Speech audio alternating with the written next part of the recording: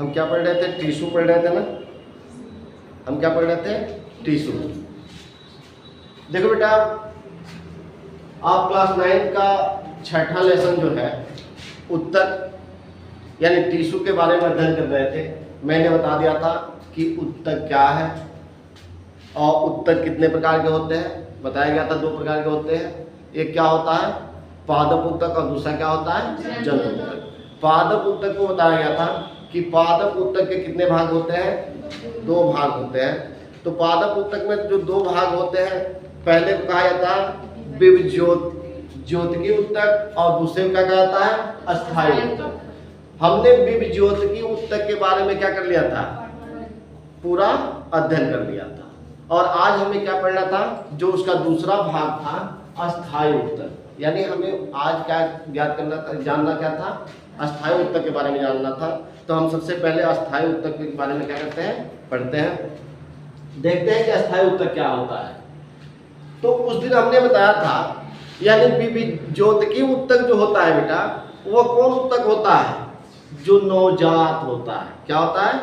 यानी पौधों का जो नवजात भाग होता है और वह जो जिस उत्तक का बना होता है वो कौन सा उत्तक होता है? विभज्योतकी होता है। क्या होता है? विभज्योतकी।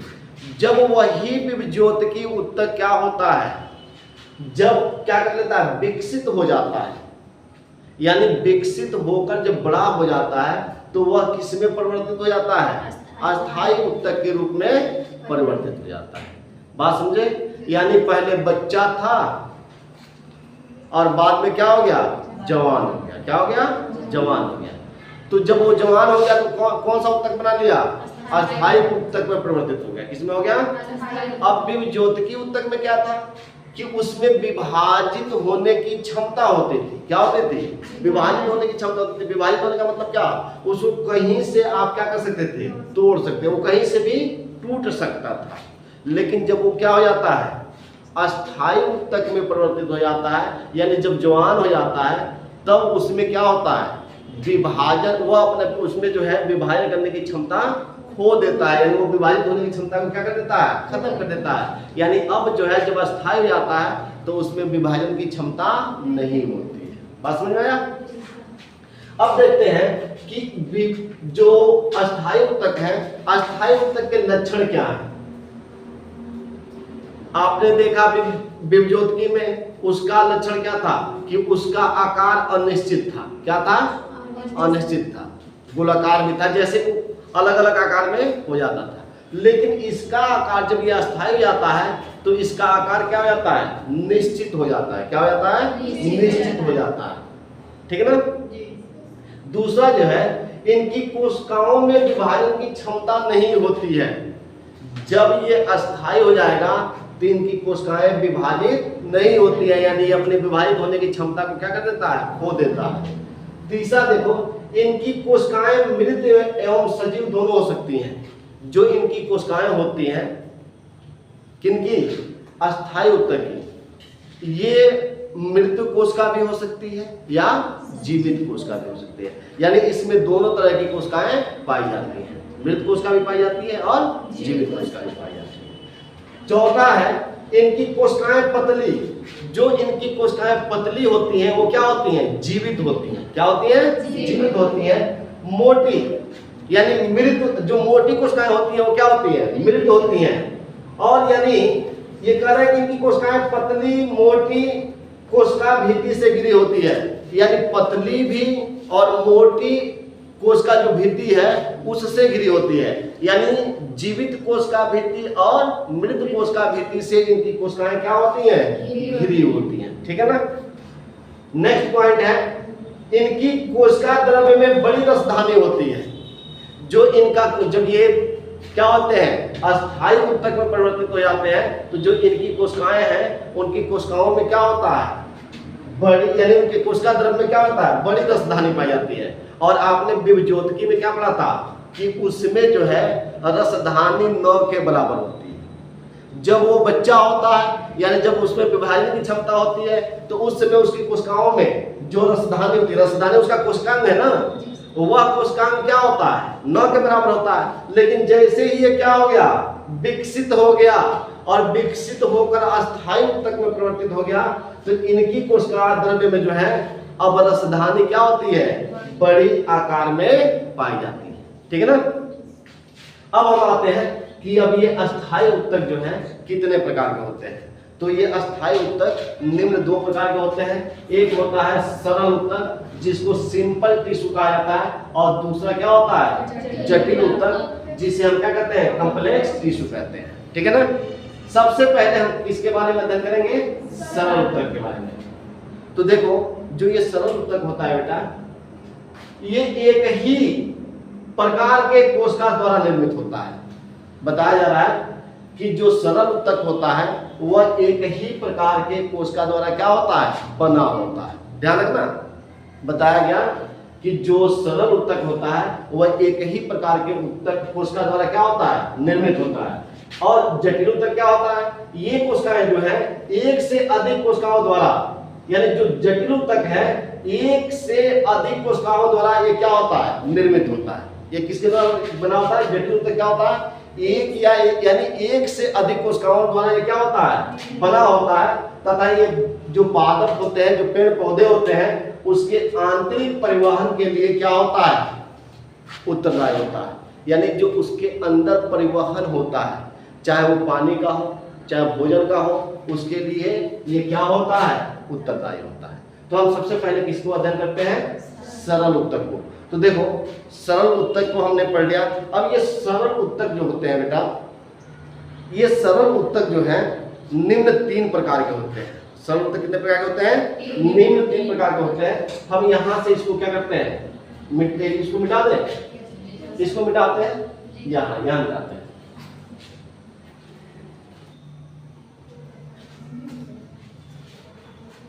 देखो अब सरल उत्तक के प्रकार कितने होते हैं, ये सरल उत्तक कितने प्रकार के होते हैं, हमें क्या करना है, देखना है। तो ये जो सरल उत्तक होते हैं बेटा, ये निम्न तीन प्रकार के होते हैं। कितने प्रकार के होते हैं, निम्न प्रकार के होते हैं। जो ये सरल उत्तक होते हैं वह कितने प्रकार के होते हैं, तीन प्रकार के होते हैं, यानी निम्न तीन प्रकार के होते हैं। पहले को कहा जाता है मृदुत्तक या पैरेन्काइमा, दूसरे को कहा जाता है स्थूल कोर या कोलनकाइमा, तीसरे को कहा जाता है दृढ़ उत्तक या स्क्लेरेनकाइमा। यानी ये तीन प्रकार के क्या होते हैं, सरल उत्तक होते हैं। हम सबसे पहले जो मृदुत्तक या पैरेन्काइमा है उसको देखते हैं। तो क्या होता है मृदुत्तक उत्तक, यानी मृदुत्तक उत्तक किसे कहते हैं, या कहा जाए कि मृदुत्तक या पैरेन्काइमा क्या होता है, हम सबसे पहले इसको देखते हैं। तो इसका परिभाषा देखोगे तो जीवित कोशिकाओं से ये क्या होते हैं, जो मृदुत्तक उत्तक होते हैं ये किसके बने होते हैं, तो जीवित कोशिकाओं से बने गोलाकार एवं अंडाकार बहुभुजी संरचना वाले उत्तक को क्या कहते हैं, मृदुत्तक उत्तक कहते हैं। यानी यह ऐसे उत्तक होते हैं जो जीवित कोशिकाओं से बने होते हैं। किससे बने होते हैं, जीवित कोशिकाओं से बने होते हैं। इनका आकार जो है गोलाकार, अंडाकार या बहुभुजी संरचना की होती है। यानी देख रहे हो ना, बहुत सारे क्या है, भुजाएं दिखाई दे रही है, देख रहे हो ना। तो ये बहुभुजी संरचना की होती है। बहुभुजी का मतलब जिसकी बहुत सारी भुजाएं की बनी होती हैं, और इन्हें ही हम क्या करते हैं, मृदुत्तक उत्तक कहते हैं। बात समझ में आई। क्या बताया गया इसमें, बताया गया कि यह क्या होता है, जो मृदुत्तक उत्तक होता है यह जीवित कोशिकाओं से बना होता है। ये गोलाकार या अंडाकार या बहुभुजी आकार का होता है, जिसे हम क्या कहते हैं, मृदुत्तक उत्तक कहते हैं। अब इनकी विशेषताएं क्या होती हैं, यानी मृदुत्तक उत्तक की विशेषताएं क्या होती हैं। तो इनकी विशेषताओं को देखोगे बेटा, तो इनकी विशेषताएं निम्न है। पहली विशेषता क्या होती है कि इनमें सघन कोशिका द्रव्य पाया जाता है। जो मृदुत्तक होते हैं इनमें क्या होता है, ये देख रहे हो आप लोग, ये देख रहे हो कोशिका द्रव्य, यानी जो कोशिका द्रव्य होता है ये बहुत, यानी इसमें बहुत ज्यादा क्या पाया जाता है, कोशिका द्रव्य। सघन का मतलब क्या होता है, अधिक। सघन का मतलब क्या होता है, अधिक या घना। यानी इसमें बहुत सारे अधिक क्या होता है, क्या पाया जाता है, कोशिका द्रव्य पाया जाता है। दूसरा बताया जा रहा है इनकी भित्ति बहुत पतली होती है। जो इनकी ये भित्तियां होती है ना, ये साइड वाली जो भित्तियां होती हैं ये क्या होती हैं, बहुत पतली और मुलायम होती है। ठीक है ना। तीसरा क्या है, इन ऊतकों के कोशिकाओं के बीच रिक्त स्थान पाया जाता है। जो इनके ऊतक हैं, इनकी जो कोशिकाएं हैं या जो ऊतक हैं, तो इनके ऊतक ये जो ऊतक है इनकी कोशिकाओं के बीच बीच में क्या होता है, रिक्त स्थान पाया जाता है। रिक्त स्थान समझ रहे हो, जैसे देखो इधर ध्यान दो, जैसे ये एक कोशिका है और ये एक कोशिका है और ये एक कोशिका है, देख रहे हो यहाँ बीच में क्या बन रहा है, खाली स्थान बन रहा है। इसमें भी देख रहे हो, इसमें भी क्या बन रहा है, खाली स्थान बन रहा है कि बन रहा है, यहाँ भी खाली स्थान बन रहा है ना। तो ये क्या कह रहा है कि जो इनके ऊतक होते हैं, अरे ऊतक क्या होते हैं, कोशिकाओं के समूह होते हैं, तो उनकी कोशिकाओं के बीच में क्या होती है, रिक्त स्थान पाई जाती है। और उन रिक्त स्थानों को हम क्या कहते हैं, अंतर कोशिका अवकाश के नाम से जानते हैं। ठीक है ना, यहाँ पर दिया है जिसे अंतर कोशिका स्थान कहा जाता है। ठीक है ना, अंतरा अवकाश कहा जाता है। ठीक है। अब लास्ट देख लो, ये खास कर नहीं, इसमें इनके कोशिका के बीच में बड़ी रसधानी पाई जाती है। जो इनकी कोशिका होती है इनके बीच में क्या पाया जाता है, बड़ी रसधानी पाई जाती है। आप देख रहे हो ये जो कोशिकाएं है ना, ये कोशिकाओं के बीच बीच में ये रेड कलर से दिखाया गया है, ये क्या दिखाया गया है, रसधानी। यानी इनके कोशिकाओं में क्या होती है, बड़ी रसधानी पाई जाती है। और लास्ट है, ये खासकर नए तना, जड़ तथा पत्तियों के एपिडर्मिस में पाया जाता है। क्या बताया गया, जो एक खास तौर से जो तना होता है, जड़ होता है और पत्तियों के एपिडर्मिस में पाया जाता है। एपिडर्मिस, पत्तियों के एपिडर्मिस समझते हो, जैसे अब तो पत्ती ये सूखा हुआ, एक पत्ती यहाँ कोई सूखा हुआ था, तुम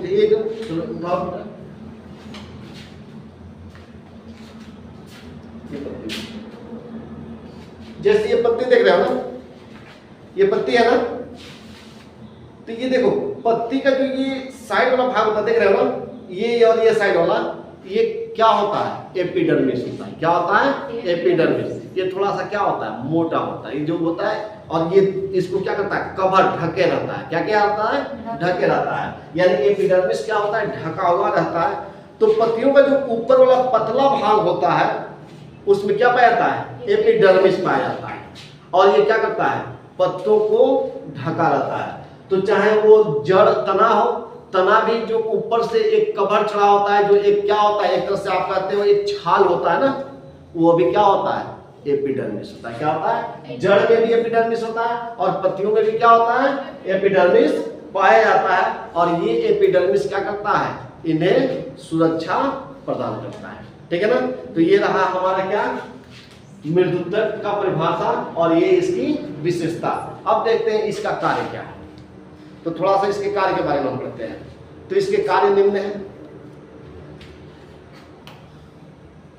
जो कार्य को आपको लिखना होगा तो आप नोट्स ऐसे आप डायरेक्ट पॉइंट करके लिखना, इसका कार्य क्या है, निम्न है। यानी आपके पेपर में क्वेश्चन आएगा तो क्या पूछेगा, इसका परिभाषा पूछेगा, इसकी विशेषता पूछेगा और इसका कार्य पूछेगा। ठीक है ना। तो हमने विशेषता बता दिया, हमने परिभाषा बता दिया। अब हमें क्या देखना था, कार्य देखना था। तो इसके कार्य क्या है, निम्न है। आप हेडिंग लिख लो, कार्य। तो इनके कार्य क्या है, निम्न है। पहला इनका कार्य क्या है बेटा, कोशिकाओं को एपिडर्मिस के रूप में सुरक्षा प्रदान करता है। जो कोशिकाएं होती हैं, ये कोशिकाएं, जो इनकी कोशिकाएं होती हैं बेटा, ध्यान रखना, कोशिकाओं को जो है एपिडर्मिस के रूप में सुरक्षा प्रदान करता है। यानी जो कोशिकाएं होती हैं, कोशिकाओं को कौन, एपिडर्मिस जो है, इनको सुरक्षा क्या करता है, प्रदान करता है। दूसरा जो होता है, इसका दूसरा पॉइंट, दूसरा क्या है कि पत्तियों में भोजन तैयार करना। अब देखो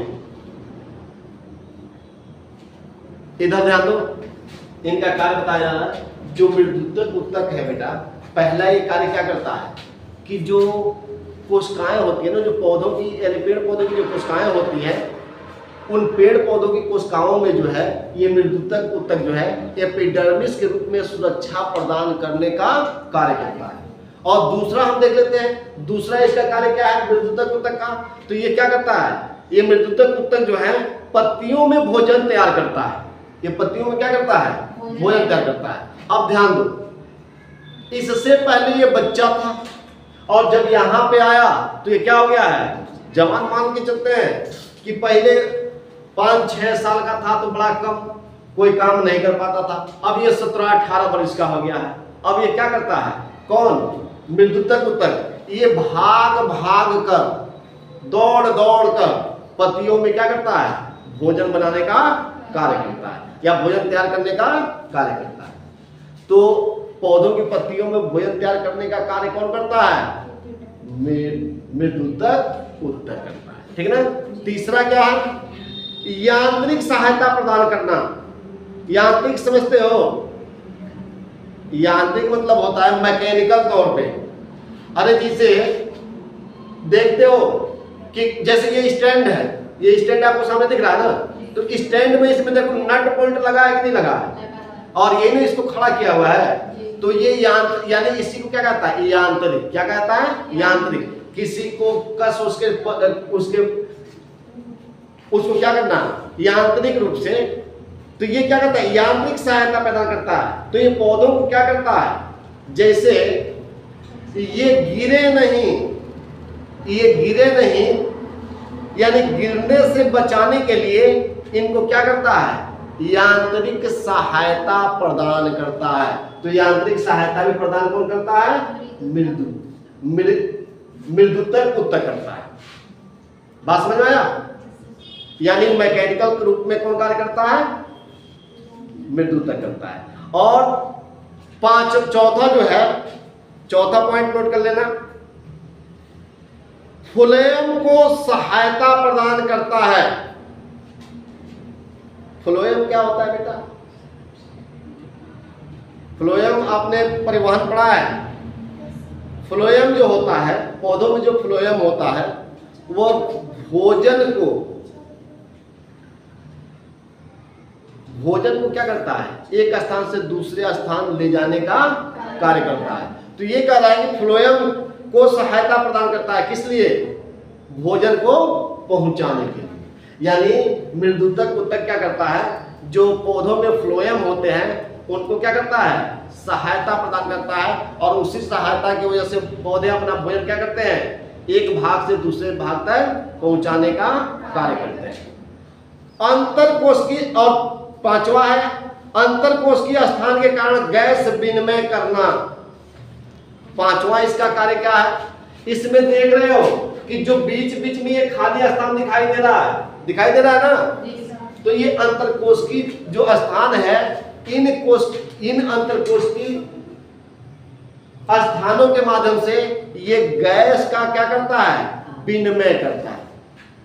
कार्बन डाइऑक्साइड गैस को क्या करता है, और शोषित करता है, और ऑक्सीजन गैस को क्या करता है, बाहर निकालता है। समझ में आया। जैसे आप लोगों को भोजन बनाने के लिए बताया गया था कि ये कार्बन डाइऑक्साइड गैस को लेते हैं तो किसमें लेते हैं, उसमें बताया गया छोटे छोटे छेद होते हैं। तो यही क्या होते हैं, जो ये छोटे छोटे छेद दिखाई दे रहा है ना, इसी छेदों के माध्यम से वो क्या करते हैं, कार्बन डाइऑक्साइड गैस को और शोषित करते हैं, और ऑक्सीजन गैस को क्या करते हैं, बाहर निकालने का कार्य करते हैं। तो ये रहा आपका मृदुतक उत्तक। अब दूसरा हम क्या पढ़ेंगे, स्थूल कोण या कोलन काइमा। एक हमने कंप्लीट कर लिया, अब हम दूसरा पढ़ाते हैं। दूसरा पढ़ा के बस आज का लेक्चर यहां बंद करेंगे, बाकी कल पढ़ाया जाएगा। ठीक है ना। या वीडियो ध्यान नहीं देते हो।